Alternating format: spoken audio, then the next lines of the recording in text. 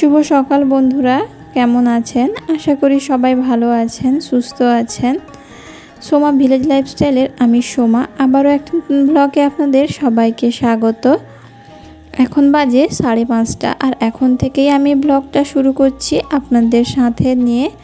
আর আজকে আপনাদের সঙ্গে শেয়ার করব কিভাবে আমি মাত্র 1.5 ঘন্টার মধ্যে সকাল থেকে বাসি কাজ শুরু করে তারপর ঘর পরিষ্কার করা কিভাবে কমপ্লিট করি।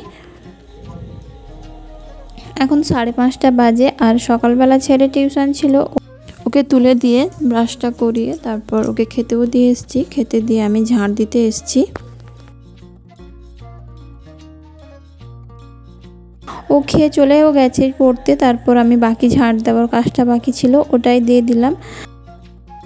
আমার সকালবেলা উঠে কাজ হচ্ছে ঝাড় দেওয়া, কারণ রাতে আমি থালা মেজে রেখে দিই, তাই বাসি থালা মাজার ঝামেলাটা থাকে না। কারণ আমি ওই যে বললাম রাতে থালাটা মেজে রেখে দিই, তার জন্য সকালবেলা শুধু বাসি ঝাড়টা দিয়ে দিলে তারপর জলখাবারটা আমি রেডি করতে চলে যাই। আর প্রথমে আমি আমাদের পেছনেরটা ঝাড় দিলাম, মানে যেখানে গ্যাস আছে ওটা আগে ঝাড় দিয়ে দিয়েছি, যেটা মাটিরটা রান্নাঘর, ওখানে খাওয়া দাওয়া হয়, ওটা আগে ঝাড় দিয়ে তারপর আমি সামনের ঘরগুলো আর ছাদের উপরে ঘরগুলো ঝাড় দিয়ে চলে এলাম। এবার আমার পুরো ঘরটা ঝাড় দেওয়া কমপ্লিট হয়ে গেছে। এবার আমি বাইরেরটা ঝাড় দেব। এবার আমি ঘরের বাইরেরটা ঝাড় দিয়ে দেব, আর পেছনের দিকেও একটু ঝাড় দিতে হয়, ওই পুকুর পাড়টা, ওটা আমি ঝাড় দিয়ে তারপরে বাইরেরটা, সামনে যে বাইরে আছে ওই বাইরেরটা ঝাড় দিয়ে দিলাম। আর রাস্তাটাও ঝাড় দিই মাঝে মাঝে, তবে রোজ দিন রাস্তা ঝাড় দেওয়া হয় না। আমি কিছুটা ঝাড় দিই আর আমাদের পাশের বাড়ি একজন দাদু আছে, ও কিছুটা ঝাড় দেয়, আর কাকি শাশুড়িও মাঝে মাঝে ঝাড় দেয়, তবে বেশিরভাগ ঝাড়টা ওই দাদুই দেয়। তারপর ঝাড় দেওয়া কমপ্লিট করে, ওই যে বললাম ঝাড় দেওয়া কমপ্লিট করে আমি জল খাবার তৈরি করতে চলে আসি। আর আমি তাই করলাম, ঝাড় দেওয়া কমপ্লিট হয়ে গেছে পুরো। আর এই পুরো ঝাড় দিয়ে আসতে আমার প্রায় 6:10 বেজে গেছে, কারণ ওই আধ ঘন্টা মতো লাগে আমার উপর নিচ পুরো ঘরটা ঝাড় দিয়ে আসতে। তারপর হাত পা ধুয়ে এসে আটাটা মাখিয়ে নিলাম। আর তারপর শ্বশুরমশাইকে ছাতু করে দিয়েছিলেন শাশুড়ি মা, আমি শুধু চাটা করে দিলাম। চাটা করে ওনাকে দিয়ে আসবো, তারপর আমি রুটিটা করব। রুটিটা ভেজে নিয়ে তারপর আজকে আর কিছু ভাজবো না, কারণ কালকে কিছু তরকারি আছে ওটাই আমি দিয়ে দেব। কালকের ওই কুমড়োর তরকারি আছে, ওটাই আমি আজকে একটু গরম করে দিয়ে দেব, আর এই জন্য আজকে ভাজবো না। আগে রুটিগুলো করে নিলাম, তারপর তরকারিটা গরম করে খাবারটা রেডি করে দেব।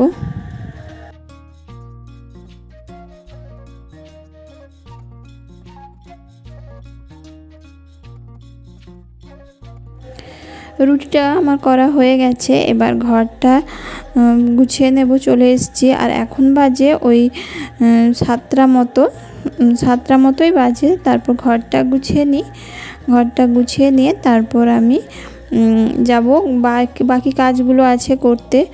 ছেলে একটা টিউশন শেষ করে এলে ওর আবার একটা টিউশন আছে।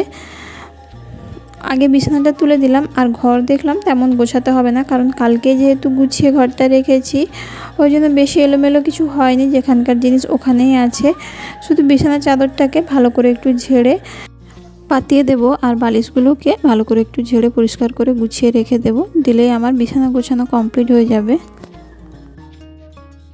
আর ঘরে বেশি টানা হিচড়া হয় না সব সময়, কারণ যখন ছেলেটা বইগুলো বেশিরভাগ টেনে ফেলে, এছাড়া জামা কাপড়ও খুব বেশি টানে না, কারণ ওর জামা কাপড় আমি আলাদা করে রেখেছি আর আমার জামা কাপড়গুলো আলাদা করে একটা জায়গায় রেখেছি। ওর জামা কাপড়গুলো বেশিরভাগ বাইরে একটা দড়িতে আমি গুছিয়ে রাখি, ওখান থেকে ও যখন ইচ্ছে নেয় আবার ওখানেই তুলে দেয়।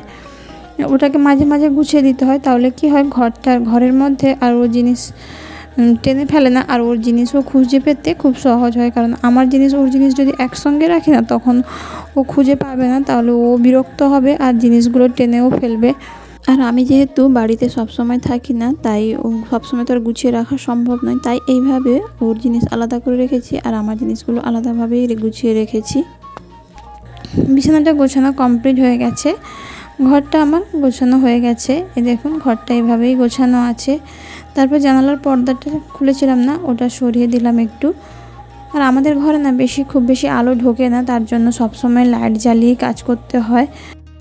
যেহেতু আমাদের পাশে মানে আমাদের ঘরের পাশেই আর একটা ঘর আছে, আর একজন কাকা শ্বশুরের বাড়ি আছে, ওই জন্য ঘরের মধ্যে কোনো আলো ঢোকে না ঠিক মতো। ওই জন্য যখনই আলো থাকে মানে কারেন্ট থাকে তখনই আমাকে ভিডিওগুলো করতে হয়, আর কারেন্ট চলে গেলে না ভিডিও করাও যায় না।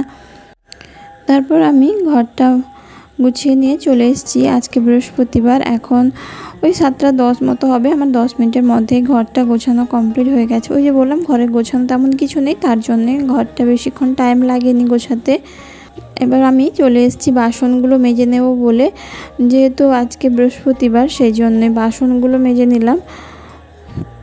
আজকে বৃহস্পতিবার, মা লক্ষ্মীর পুজো আছে, আর আমি বৃহস্পতিবার দিনই বেশিরভাগ বাসনগুলো মাজি, হয় বৃহস্পতিবার না হলে বুধবার। আগে কিন্তু আমি বুধবার দিনই বিকেলে বসে বাসনগুলো মেজে নিতাম। এখন যেহেতু দোকানে চলে যাই তার জন্য বুধবার দিন বাসনগুলো মাজা হয় না। এখন বৃহস্পতিবার দিনই সকালবেলা বাসনগুলো মাজতে হয়। আমার সব ঠাকুরের বাসনগুলো মাজা হয়ে গেছে। আর ওই হাঁড়িটা হলো চাল ধোয়া হাঁড়ি, ওটাও আমি মেজে নিয়েছি। আর এই যে চাল ধোয়া হাঁড়িটা দেখছেন, এটা প্রায় 20-25 বছরের হাঁড়ি। মানে এটা আমার শাশুড়ি প্রথম যখন বিয়ে করে এসেছিলেন তারপরে পরেই এনেছিলেন বলেন। অনেক পুরনো হাঁড়ি, তাও মেজে দিতে কেমন চকচক করছে।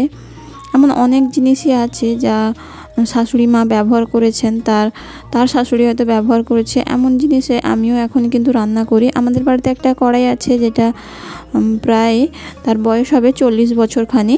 মানে আমার শাশুড়ির বিয়ে হয়ে গেল 35 বছর, তো কড়াইটা তার আগের থেকে, তাই আমি প্রায় আনুমানিক বললাম যে 40 বছরের মতো। ওই কড়াইতে আমি এখনও রান্না করি। আসলে পুরনো কিছু জিনিস এতটাই মজবুত হয় না যে নষ্টও হয়ে যায় না খুব তাড়াতাড়ি, কিন্তু এখনকার জিনিসগুলো খুব তাড়াতাড়ি নষ্ট হয়ে যায় দেখেছি। মানে আমি আসার পরে 2-3টে কড়াই আমি পাল্টে ফেলেছি, কিন্তু ওই কড়াইটা এখনও মজবুত আছে। অবশ্য ওটাতে রান্না কম হয়, মানে একটু পাতলা হয়ে যাওয়ার জন্য আর একটু বড়োর জন্য ওটাতে রান্না এখন কম হয়। ওই বেশি লোকটোক হলে তখনই মাংস টাংস রান্না করতে ওটা বের করানো হয়। তারপর বাসনগুলো মেজে নিয়ে চলে এসেছি ছাদটা মুছবো বলে। ওই যে বললাম বৃহস্পতিবার, কিন্তু আমি বুধবার দিনই মুছে রাখি, বৃহস্পতিবার দিন ঝামেলা রাখি না। কালকে টাইমও হয়নি বুধবার দিন, তার জন্য আর মুছিনি, ওই বৃহস্পতিবার দিনই মুছে নিলাম পুরো ঘরটা। আর আপনাদের কাছে আমার অনুরোধ রইল, যদি আমার ব্লগগুলো আপনাদের ভালো লেগে থাকে প্লিজ চ্যানেলটিকে সাবস্ক্রাইব করে দেবেন এমন নতুন নতুন ব্লগ দেখার জন্য। আর যারা অলরেডি আগে থেকে আমার চ্যানেলটিকে সাবস্ক্রাইব করে রেখেছেন তাদেরকে অসংখ্য ধন্যবাদ। আর যদি আমার ভিডিওটা ভালো লেগে থাকে প্লিজ ভিডিওতে একটি লাইক দিয়ে দেবেন এবং কমেন্ট করে জানাবেন ভিডিওটা কেমন হয়েছে। অবশ্যই ঘরটা মোছা আমার কমপ্লিট হয়ে গেছে। এবার আমি স্নান করতে যাব। স্নান করে চলে এসেছি পুজোটা দেবো বলে। আর ওই যে বললাম ওই 1 ঘন্টা, সকাল 5:30 থেকে এখন 8টা 8:30 মতো বাজে। আমার মোটামুটি সব কাজই শেষ হয়ে গেছে। এবার আমি চলে এসেছি পুজোটা দিতে। আর আমাদের এই যে মা লক্ষ্মীর যে ঠাকুরের যে সিংহাসনটা ওটা ওপরে থাকে অনেকটা, ওটা নামিয়েই তারপরে পুজো করে আবার তুলে দেওয়া হয়। এমনি ফুল জল দেওয়া হয়, কিন্তু এই প্রসাদ রোজ রোজ ঠাকুরকে দেওয়া হয় না, শুধুমাত্র বৃহস্পতিবার দিনই ওনাকে নামিয়ে এইভাবে পুজো করা হয়। আর প্রত্যেক দিন একটা করে ফুল ধূপ আমি দিয়ে দিই। মাকে স্নান করিয়ে আবার একটা শাড়ি পরিয়ে দিয়েছি, মানে ওই যে কাপড়গুলো থাকে না ওই কাপড়গুলো আমি পরিয়ে দিয়েছি। তারপর একটু ধুনো ধরে দিলাম। বৃহস্পতিবার দিন অবশ্যই আমি একটু ধুনো দিই, তাতে বলে মা লক্ষ্মীর ধুনোর গন্ধ পছন্দ। আর বাড়িতেও একটু চারদিকে ধুনোটাও দেখানো হয়ে যায়, কারণ আমি তো আর সন্ধ্যের সময় ধুনো দিতে পারি না। নাহলে যখন বাড়িতে থাকতাম তখন কিন্তু সন্ধ্যের সময় আমি মানে শনিবার মঙ্গলবার হলে ধুনো দিয়ে দিতাম। এখন যেহেতু ছেলে সন্ধ্যে দেয় তাই ধুনোটা দেওয়া হয় না, ওই বৃহস্পতিবার দিনই শুধু ধুনোটা দিয়ে দিই। তারপর পুজোটা করে নিয়ে চলে এসেছি আমি রান্না করব বলে। আর আজকে বৃহস্পতিবার আমি নিরামিষ খাবো, কিন্তু শ্বশুরের জন্য ওই মাছ আছে 1 পিস, ওনার জন্য রান্না করে দেব। আর ছেলে সয়াবিন খাবে বললো, ওর জন্য একটু সয়াবিন করে দেব। আর শাশুড়ি তো স্কুলে গেছেন, উনি খাবেন না, স্কুলে রান্না করতে গেছেন, তাই উনি ওখানেই খেয়ে আসবেন। আর নিরামিষ করবো বলে আমি একটু নিম বেগুন ভাজলাম। আর এই সময় না নিম বেগুন খেতে ভালোই লাগে, কারণ নতুন পাতা বেরোয় তো এই পাতার গন্ধটা না খুব সুন্দর লাগে আমার খেতে। আর এমনি নিম পাতা ভাজা হলেও আমি খেতে খুব ভালো লাগে আমার। তারপর নিম বেগুনটা হয়ে যেতে আমি এখানে পোস্ত করলাম, একটু আলু ঝিঙে দিয়ে, পোস্ত নয় ওই বাদাম দিয়েই তরকারি হয়। পোস্ত আনা হয় না কারণ পোস্তর দামটা অনেকটা, তার জন্য এইভাবে পোস্তর বিকল্প বাদাম দিয়েই রান্না করা হয়। আর খেতেও আমার বাদাম তরকারি ভালোই লাগে। আর আমার কেন, সবাই আমাদের বাড়িতে সবাই খায়। আগে কিন্তু পোস্ত আসতো যখন একটু দাম কম ছিল, কিন্তু এখন আর পোস্ত আনা সম্ভব নয়, এতটা দাম বেড়ে গেছে যে তার জন্য আর পোস্ত আনা হয় না। এভাবে কাজু বাদাম বা এমনি চীনা বাদাম থাকলে ওটা বেটেই তরকারি করি। বিকল্প কিছু সব সময় থেকে যায়, যেমন এখানে পোস্তর বদলে কাজু বাদাম দিলেও কিন্তু তরকারির টেস্ট ভালো হয়। তারপর শ্বশুরের জন্য মাছের ঝাল করলাম আর ছেলের জন্য সয়াবিন। রান্না বান্না শেষ করে খেতে বসে পড়েছি। আজকে ভিডিও পর্যন্ত।